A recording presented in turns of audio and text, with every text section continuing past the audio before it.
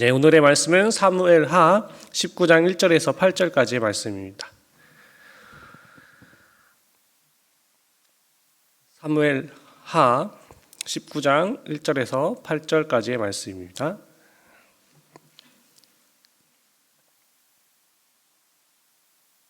다 찾으셨으면 함께 교독하도록 하겠습니다. 제가 먼저 읽겠습니다. 어떤 사람이 요압에게 아뢰되 왕이 압살롬을 위하여 울며 슬퍼하시나이다 하니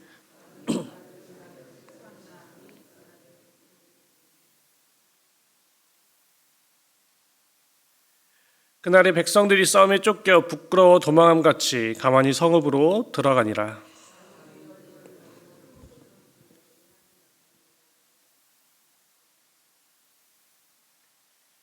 요압이 집에 들어가서 왕께 말씀드리되 왕께서 오늘 왕의 생명과 왕의 자녀의 생명과 처첩과 비빈들의 생명을 구원한 모든 부하들의 얼굴을 부끄럽게 하시니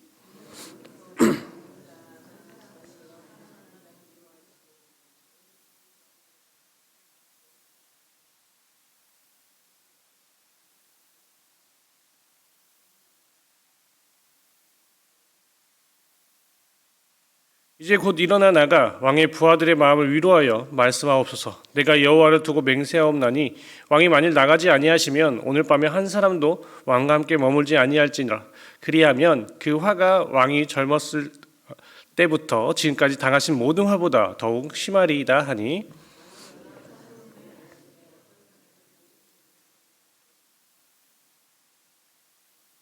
왕 앞으로 나아오니라. 이스라엘은 이미 각기 장막으로 도망하였더라. 아멘. 네.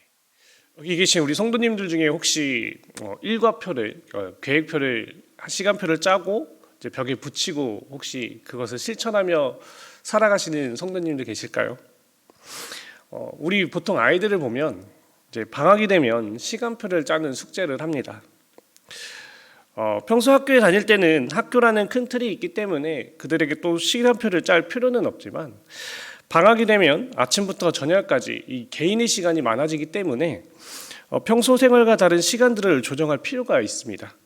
그래서 삶의 중요한 것들을 놓치지 않도록 하기 위해 그 아이들은 숙제 중에 이 시간표를 짜고 그대로 이제 실천하도록 하죠.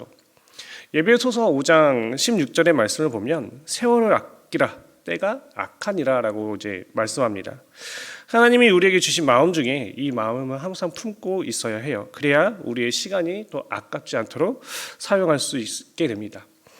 우리의 시간표는 어떻습니까? 각자에게는 이제 보이든 보이지 않든 우리에게는 시간표가 있습니다.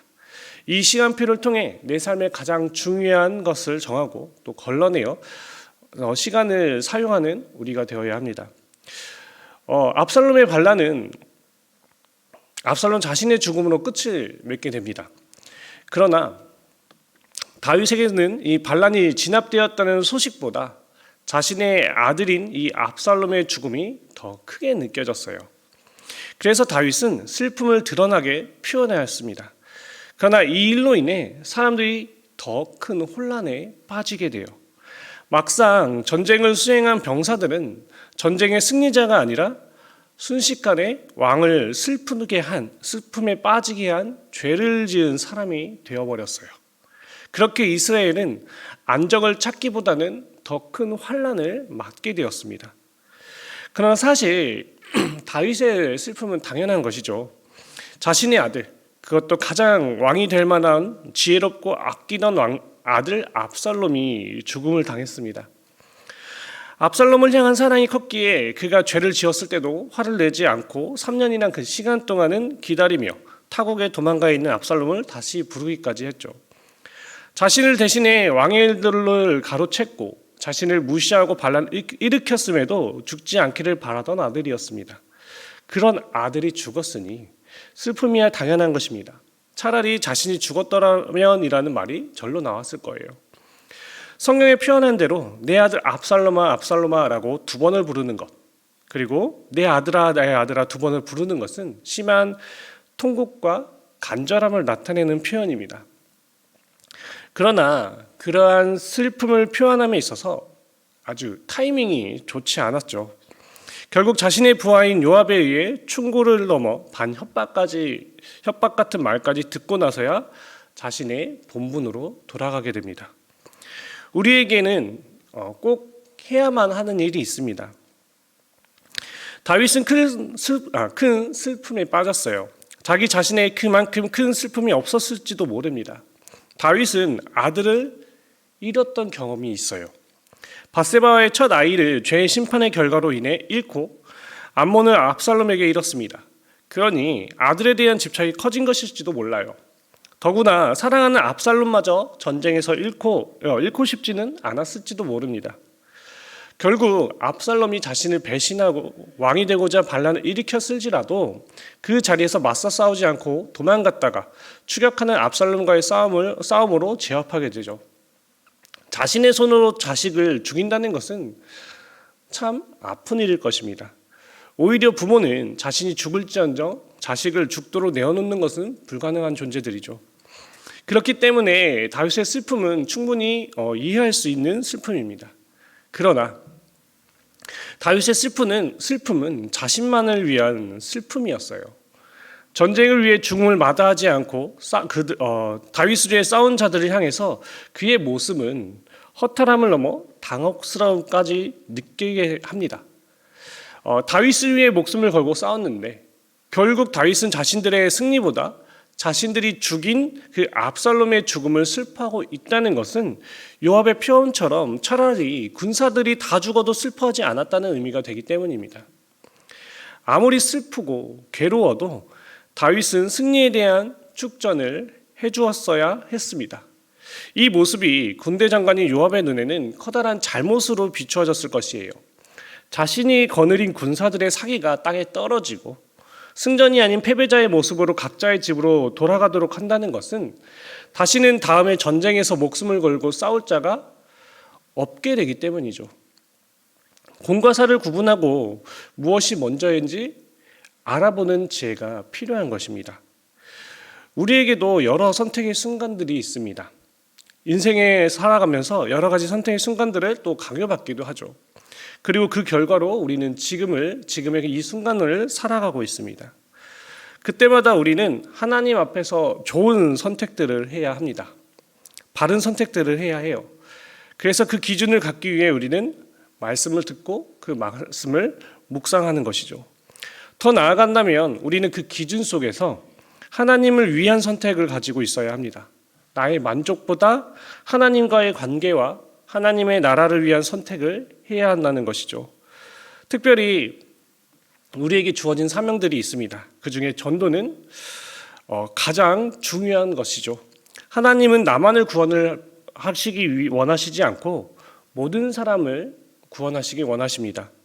그래서 먼저 구원받은 우리를 보내셨어요. 전하지 않으면 복음을 알 수 없습니다. 그래서 우리는 앞으로 나아가서 그 복음을 전해야 하죠. 그러나 그 시간은 결국 우리의 시간을 쪼개는 담대함이 있어야 합니다.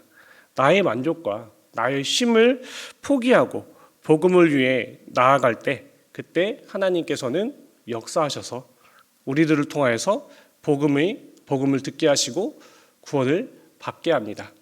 그러니 우리는 매 순간마다 하나님 앞에서 올바른 선택을 하고 또 나보다 남을 위해 선택을 하는 우리 성도님들이 되시기를 소망합니다. 말씀을 정리하겠습니다. 우리는 삶을 살면서 여러 가지 중요한 선택을 받게 됩니다. 물론 중요한 것을 우리가 한 가지만이 중요하다면 우리는 고민할 조차도 없이 그것만 선택하면 되겠죠. 그러나 우리에겐 분명히 이것이 소중하면 저것도 소중하고 소중한 것들이 너무나 많이 있습니다.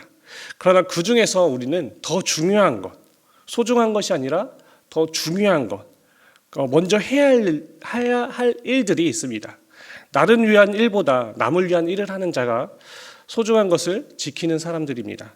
또 나와 남을 위한 일보다 하나님을 위한 일을 하는 사람이 더 소중한 것을 지키는 사람이 되는 것입니다. 우리는 그것을 놓치지 않는 사람이 되어야 합니다. 오늘 하루 우리가 더 소중한 것이 무엇인지, 우리가 무엇을 더 중요하게 여기고 무엇을 선택해야 되는지를 다시 한번 말씀을 묵상하며 선택함으로 그것을 실천하며 나아가는 우리 하나님의 귀한 자녀들 되기를 소망합니다. 그리고 앞서 이야기했듯이 우리에게 중요한 역할을 하나님께 맡겨주셨습니다. 전도는 우리가 꼭 해야 하는 것입니다. 우리의 시간을 쪼개고 우리의 헌신을 또 우리의 열심을 더해야지 복음이 세상에 증거될 것입니다. 우리 성도님들을 통해 죽어가는 영혼들이 주님께 돌아오는 그 귀한 역사가 이루어지기를 간절히 소망합니다. 이 시간 함께 기도하겠습니다.